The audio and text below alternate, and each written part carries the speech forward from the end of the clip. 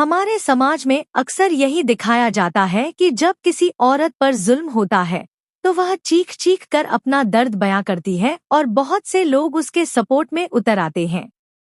लेकिन वहीं दूसरी तरफ अगर एक आदमी पर बंद कमरे में हाथ उठता है, उस पर जुल्म होता है, तो अगर किसी को पता भी चलता है तो इल्जाम उल्टा उसी आदमी पर ही लगाया जाता है कि उसी ने कोई हरकत की होगी। ऐसे में बुरा किसी के साथ भी हो सकता है, पिटाई किसी की भी हो सकती है, हाथ किसी पर भी उठ सकता है, चाहे वह औरत हो या मर्द। लेकिन इंसाफ मिलना चाहिए और उसके लिए लड़ना भी चाहिए, क्योंकि पिटाई या थप्पड़ किसी जेंडर को नहीं देखते। यही बात अनुपमा अच्छे से समझाती और बताती है। इसके बाद अनुपमा एक प्लान बनाती है। घर में खबर आती है कि कपिल की मां का एक्सीडेंट हो गया। चोट तो नहीं लगी, लेकिन वह अस्पताल में भर्ती हैं। इसके बाद कीर्ति नाटक करती है और दिखाती है कि उसे अपनी सास की कितनी फिक्र है। लेकिन कपिल सबके सामने कीर्ति को एक्सपोज करता है और बताता है कि उसकी मां की ऐसी हालत कीर्ति की वजह से हुई, क्योंकि उसने उन्हें आश्रम में रखने की धमकी दी थी।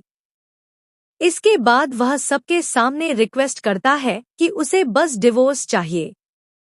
वह यह भी कहता है कि अगर वह देवी है तो मैं राक्षस हूँ, लेकिन मैं इस सिस्टम में नहीं रह सकता क्योंकि इस रिश्ते में मेरा दम घुटता है। जैसा कि आप जानते थे, कीर्ति अपनी गिरी हुई हरकतों से बाज नहीं आएगी। वह कमरे में जाकर डिवोर्स वाली बात का बदला लेने की कोशिश करती है, लेकिन वह कपिल को नहीं मारती, बल्कि खुद को चोट पहुंचाती है और फिर नाटक करके दिखाती है कि कपिल ने उसे हर्ट किया है। ऐसे में पराग को गुस्सा आता है और वह कपिल को थप्पड़ मार देता है।